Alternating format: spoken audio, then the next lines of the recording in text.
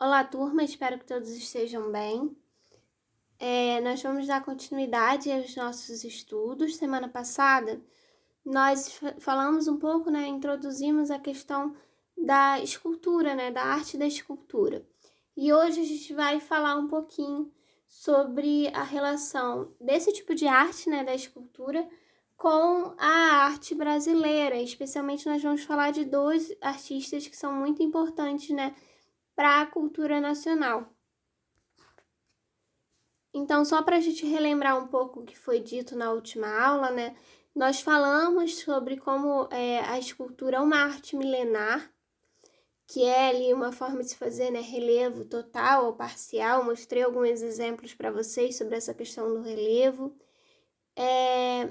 E que vai aparecer ali, é um tipo de arte que vai aparecer na história, muitas vezes ligado às crenças, à religião, como é no caso das estátuas gregas, dos deuses gregos que nós vimos na última aula, mas também que depois ela vai ter uma ligação ali com a ideia de poder, com a ideia de política, como foram aquelas estátuas que nós vimos dos imperadores romanos. Então ali, eu dei como para exemplificar essas duas ideias ali, dessa temática da escultura, na Antiguidade Clássica.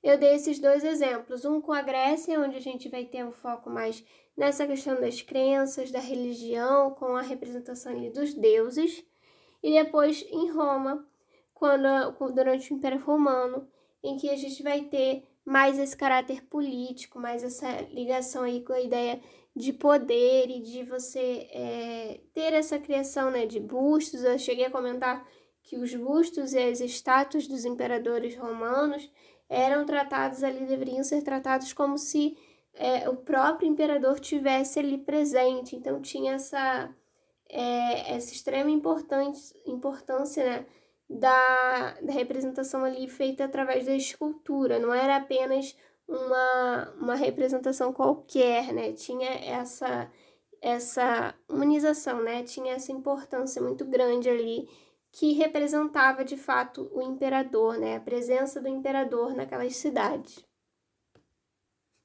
O primeiro exemplo de artista, brasileiro aqui que nós vamos estudar é um artista que ficou conhecido como Aleijadinho, e ele vai ter essa ligação ali muito forte com essa ideia da escultura como uma forma de representar a arte sacra. Isso porque o Aleijadinho, ele faz parte ali do movimento barroco, do estilo barroco brasileiro. E o estilo barroco, ele na verdade, ele nasce no século XVII, na Itália, e vai estar ligado à questão da Igreja Católica. Era uma forma ali da Igreja Católica reconquistar alguns fiéis que ela estava perdendo durante aquela época. Então ela cria os artistas, ela contrata artistas para fazerem novas igrejas que eram grandiosas e muito ricas em detalhes, com muita ornamentação, justamente para chamar a atenção desses fiéis que estavam se afastando ali da fé católica durante um período que estava se tendo, o período ali que estavam se criando as igrejas chamadas de igrejas protestantes.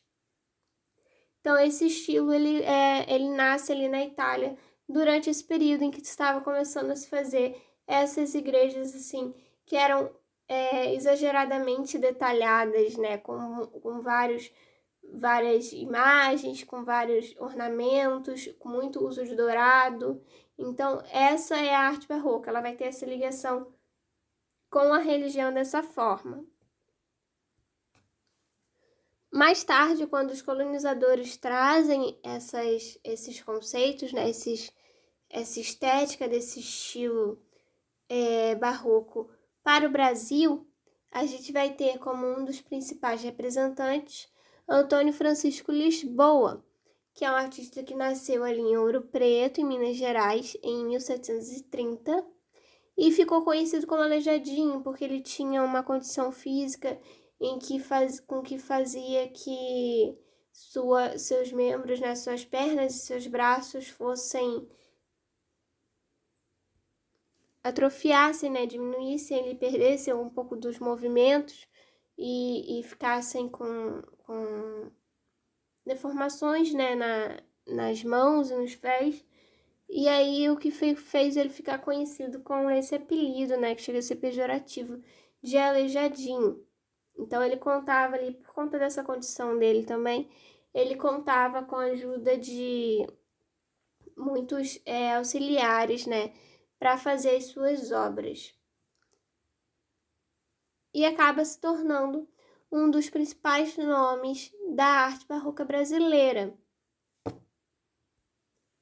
Então ele começa ali a sua produção fazendo várias esculturas, fachadas de igrejas, altares, né, das igrejas também, e outras formas ali de arte sacra, e utilizando como material principal a madeira e a pedra-sabão, que é um tipo de pedra que é um pouco mais maleável, ela não é tão dura, mas também quer dizer que ela é um pouco mais frágil, né, do que os outros materiais geralmente utilizados ali para se fazer esculturas. E aí ele faz essas obras, né, usando esses materiais ali com a ajuda também dos seus auxiliares, e faz assim muitas obras, né, por isso também é uma forma de dizer que ele é um dos principais, porque ele acaba fazendo muitas obras e muito importantes, né, para a arte nacional, para a arte brasileira. Esses são alguns exemplos, essas aqui são estátuas, esculturas, né, feitas por ele em pedra-sabão, que representam os apóstolos e ficam na fachada de uma das igrejas lá em Ouro Preto, se não me engano. Agora eu tô sem exatamente aonde fica essa igreja, mas como eu tô falando, né, ele usa, né, esse material para retratar, né, os apóstolos na fachada dessa igreja. E é uma das obras deles, assim, mais conhecidas, mais renomadas, assim, uma das mais importantes. Esse artista, ele viveu ali, né, como eu falei, mais ou menos ali na época da colonização e do império, né, do domínio português aqui no Brasil. E mais tarde a gente vai ter o nosso outro artista que nós vamos estudar hoje, que é o mestre Vitalino, que vai fazer ali suas obras utilizando o barro. Bom, Vitalino Pereira dos Santos nasceu em Caruaru, Pernambuco, em 1909 e começou a esculpir ainda criança, criando figuras de animais feitas de barro. Foi em 1947 que ele vai fazer uma exposição no Rio de Janeiro. Então ele já faz essas obras, né, dele ali em barro desde criança, primeiramente como brinquedo, mas também ali como uma forma de diversão, mas também como uma forma de fazer esse artesanato, ajudar, né, no sustento da família. Esses artesãos, né, da arte popular têm muito essa questão, geralmente é ali a fonte de renda da família, é esse artesanato. E o mestre Vitalino, ele só foi ganhar, né, notoriedade, né, mais visibilidade para o seu trabalho em 1947, quando ele faz uma exposição com as suas obras aqui no Rio de Janeiro. E aí passa a ser mais conhecido, né? Ele ganha ali o grande público e passa a ser conhecido em outros estados, fora ali, né, da cidade onde ele vivia, em Pernambuco. E com isso ele acaba se tornando um dos principais nomes da arte popular brasileira e ganha, né, esse apelido, né, esse nome de mestre Vitalino, né? Essa ideia do mestre, ela é algo que fica que é muito comum, muito utilizado no âmbito da arte popular, né? Os artistas mais experientes ganharem esse nome de mestre, porque eles vão passando, né? Eles vão ensinando esse ofício para outros, geralmente, principalmente para pessoas da própria família. Ele vai utilizar ali principalmente a argila, né, como material principal para fazer as suas obras. E a temática, né, ele vai representar principalmente cenas do cotidiano, do sertão, né, especialmente ali do sertão, feitas ali cenas são muito...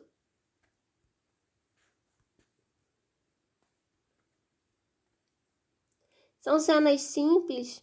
Nós podemos observar também que são as imagens também, né, são simples, né? A arte brasileira, a arte popular, ela tem essa característica de ser uma arte mais simples, sem muita sofisticação, né? Muitas vezes ali beirando até o infantil, o ingênuo. Então a gente vai ter essa simplicidade ali, tanto na escolha dos temas que são tratados, né, que são representados ali nas obras, como também na própria estética, né?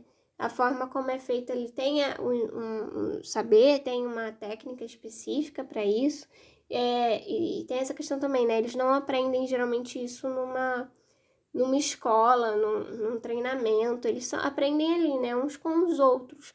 É um tipo de ofício que é passado ali de geração em geração. E aí vai ter essa questão dessa simplicidade das formas, muitas vezes.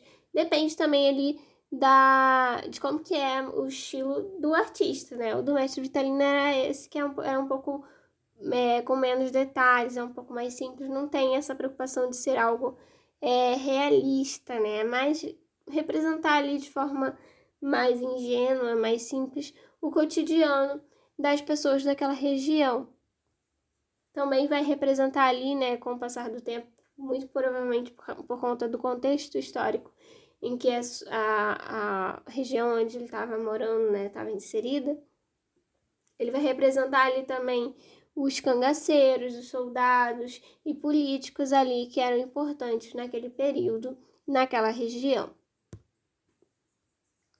Assim como nós vimos na semana passada um exemplo de um museu, né, que existe aqui em Niterói, que é o Janete Costa, que tem um acervo e promove, né, exposições que focam na arte popular.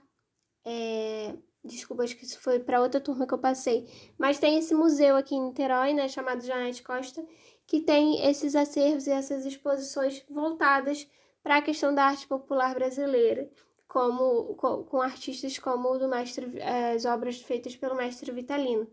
E lá na cidade onde o mestre Vitalino morava, tem o local onde ele residiu, né, a casa, que se transformou em um museu também, né, para manter essas obras e essa valorização, né, desse tipo de arte que é feito naquela região.